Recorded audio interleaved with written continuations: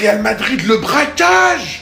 Le braquage! Là, ce match, c'était vraiment un soir de Ligue des Champions. Un match, ils nous ont prouvé que ce soir, un match, ça se joue jusqu'à la 90e. Parce que là, les gars, Brahim Diaz, il faut en parler de ce joueur. Pas respecté, pas assez respecté en tout cas. Son entrée, elle a littéralement changé tout le match. Il est rentré, la victoire du Real Madrid s'est jouée sur Brahim Diaz. Mais en vrai, ce joueur, c'est un crime. Mais c'est un crime de le faire rentrer à la 87e. Faut le faire rentrer à la 60e, à la mi-temps. Parce que là, ce soir, t'as un Real Madrid qui est clairement inférieur à City, surtout la première mi-temps. T'as un milieu du Real, au milieu, mis à part Bellingham, vas-y, qui proposait, qui revenait défendre tout ça, qui est pas ouf du tout. En attaque, t'as Vinicius qui est pas en réussite du tout sur ce match, sauf quelques actions.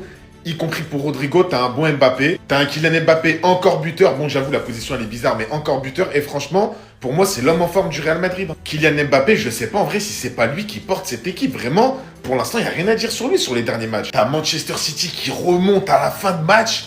T'as l'entrée de Brahim Diaz et là, le Real Madrid qui remonte. Non, vraiment, s'il y a bien un truc qu'on peut pas enlever à cette équipe, c'est les scénarios de malade mental. Le Real Madrid connaît la Ligue des Champions, le Real Madrid connaît les matchs et sait remonter les matchs, ça on peut rien dire. Après ce soir, la vérité, en termes de performance, en termes de match, vraiment de jeu, ils m'ont pas impressionné. Mais voilà, quand t'as une équipe en face qui baisse les bras et qui sous-estime cette équipe-là, tu te fais renverser, c'est comme ça. J'ai toujours cru en toi. Je suis jamais sorti de ton train. Vinicius, t'es le GOAT, t'es le meilleur. Tout le monde, il va retourner sa veste là maintenant. Élu homme du match et entièrement mérité parce que j'ai vu un très bon Vinicius là aujourd'hui. Il a été décisif sur les 2 derniers buts du Real Madrid. Il a été critiqué par les supporters de Manchester City. Il a été lynché, il a été sifflé les gars. Quel manque de respect à son égard alors qu'il a absolument rien fait. Là, aujourd'hui, il a montré de la personnalité, du courage, capacité d'élimination à certains moments. Il était pris par énormément de joueurs, mais il a réussi à faire les différences. Malheureusement, il n'y avait pas assez de présence dans la surface de réparation. Il a essayé de trouver d'autres solutions, se fondre encore plus dans le collectif, laisser de la place par moment à Kylian Mbappé et à Bellingham. Alors certes, en Liga, peut-être qu'il est pas bon, il n'y a pas de souci. Mais quand je vous ai dit qu'en Ligue des Champions, il est présent et il sera toujours présent et que c'est le meilleur joueur au monde en Ligue des Champions actuellement et même depuis quelques années, vous voulez pas comprendre. Mais vous allez comprendre de plus en plus. Pour tous les ingrats qui ont retourné leur veste par rapport à Vinicius, je ne vous pardonnerai jamais. Vous imaginez un type qui a fait autant pour le Real Madrid dans cette compétition. Vous étiez là en train de le lancer, le critiquer, lui demander d'aller sur le banc. Honte à vous.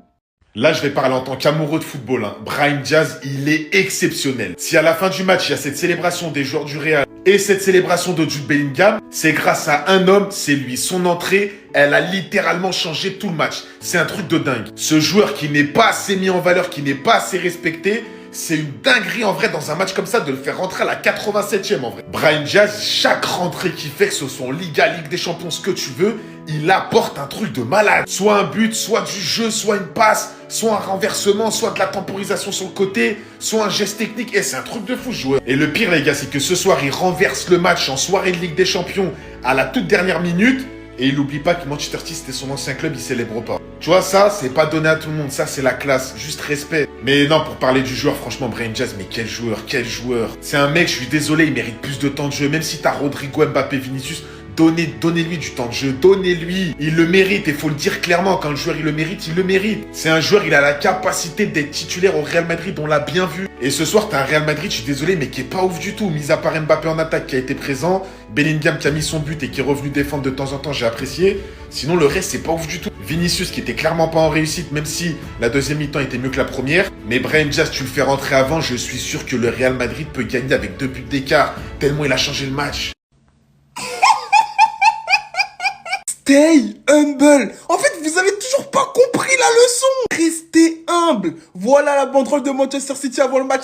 Ça se moquait de Vinicius. Voilà comment ça a terminé. Vinicius passe. Bellingham qui marque dans le Belling Time comme d'habitude. 3-2 pour le Real Madrid. Et voilà les méchants de Madrid, les bandits de Madrid. Après avoir égalisé, voici comment ils rigolaient. Passeur décisif, buteur et buteur. Tout simplement. Le Real Madrid méritait totalement la victoire. Plus d'occasions, plus de maîtrise. Beaucoup plus de confiance que Manchester City dans un match où Ederson a été pitoyable. Je pense que Manchester City avec un grand gardien peut espérer repartir avec la victoire. Des sorties manquées, notamment sur le dernier but de Bellingham. Un but de Mbappé complètement lunaire. Regardez rien que la reprise de volée. Ça, c'est la capture d'écran de la reprise de volée.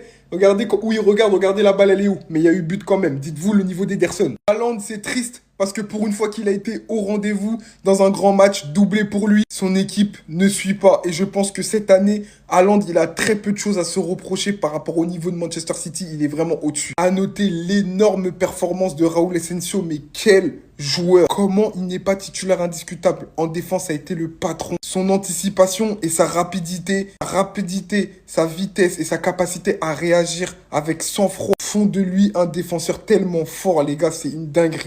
Comme je l'ai expliqué, cette saison, c'est compliqué pour City parce que même quand ils font pas des matchs dégueulasses, ils sont plombés par leurs erreurs individuelles. Là où le Real reste impitoyable, peu importe le niveau affiché. À noter la très belle entrée de Brahim Diaz qui a vraiment redonné de l'allant au Real Madrid. Bref, rendez-vous à Santiago Bernabéu, mais moi je pense que pour City, c'est fini. Et oui, merci Jude. Merci Jude. Pas moi qui le dis, c'est RMC. Vous pouvez douter de tout, mais pas du Real Madrid. Ça avait bien commencé. J'espère que Rodri, à la fin du match, il a utilisé la même force pour zoomer sur le tableau d'affichage. 3-2 pour le Real Madrid. On repart avec la meilleure option au Bernabéu. On a notre destin entre nos mains. C'est City qui va devoir performer au Bernabéu et chercher un résultat. On devra performer aussi également, mais on a l'avantage du score. Quel match, les gars. Ça allait dans tous les sens. Première mi-temps assez compliqué. On les regarde jouer, on vient pas chercher le ballon. C'était assez contrasté. En deuxième période, on tente un peu plus de choses. On va un peu plus de l'avant, on essaie un peu plus de sortir. Sur les joueurs de Manchester City qui avaient l'avantage, on est mené 2 fois au score pour au final repartir avec les... C'est comme s'ils savaient en fin de compte. Ils savent tout ça. Ils savent, ils sont hypersensibles. Jude Bellingham qui vient nous donner la victoire en étant clutch à la dernière seconde. City nous a offert des cadeaux, mais pas possible sur ce match. Je vais les remercier comme sur le but de Brahim Diaz. Sur le but de Jude Bellingham, c'est un cadeau.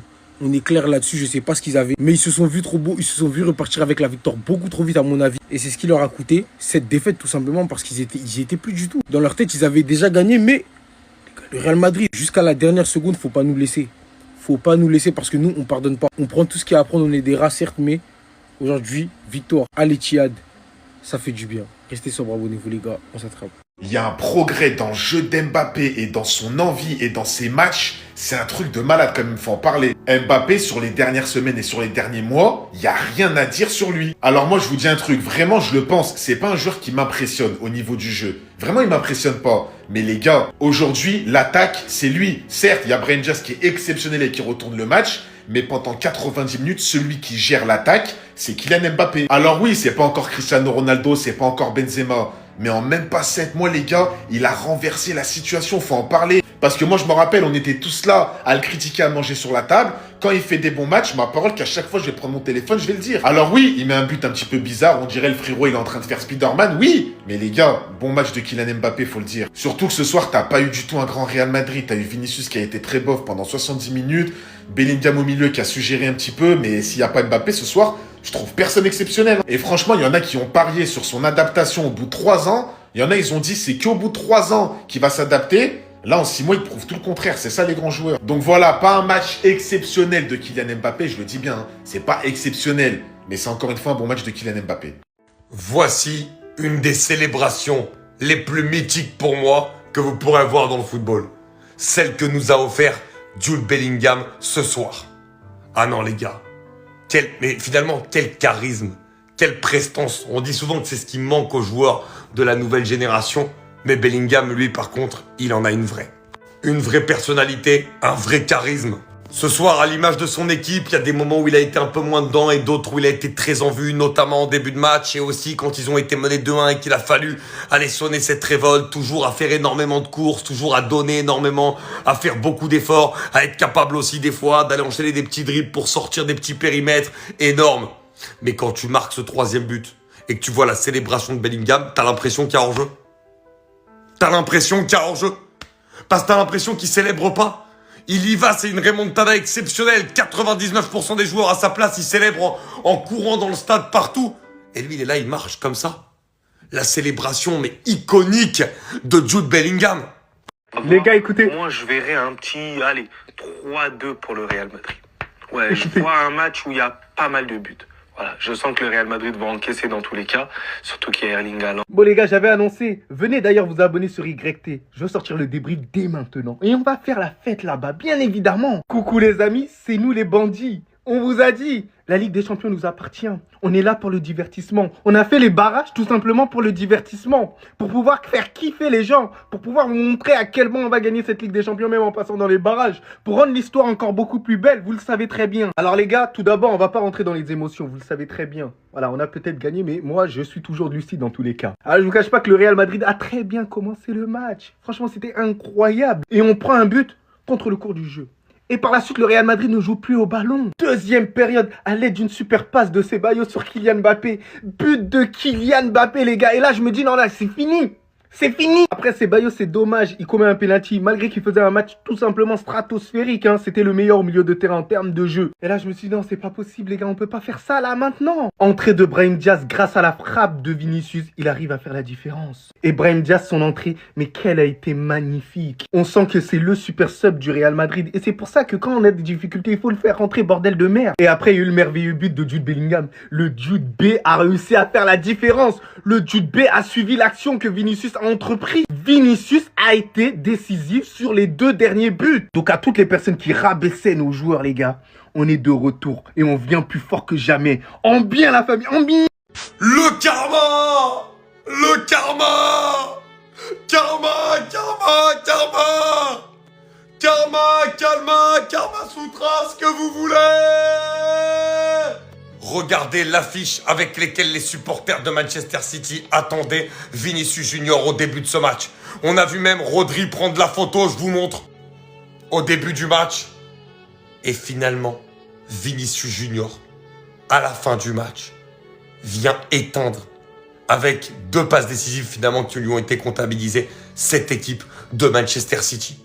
Et même au tout début du match, les amis, les différences qu'il faisait quand il a le ballon et qu'il arrive à faire mal. Et ça, je vais le dire et je vais le redire parce que j'entendais des choses négatives sur Vinicius Junior. Mais Vinicius Junior, c'est toujours le plus fiable dans les gros matchs. Que vous le vouliez ou non, c'est toujours lui qui fait les différences. C'est toujours lui qui est le plus fiable. Et sur ça, il n'y a rien à dire. Vinicius Junior est un monstre et vient d'infliger un karma exceptionnel à Manchester City.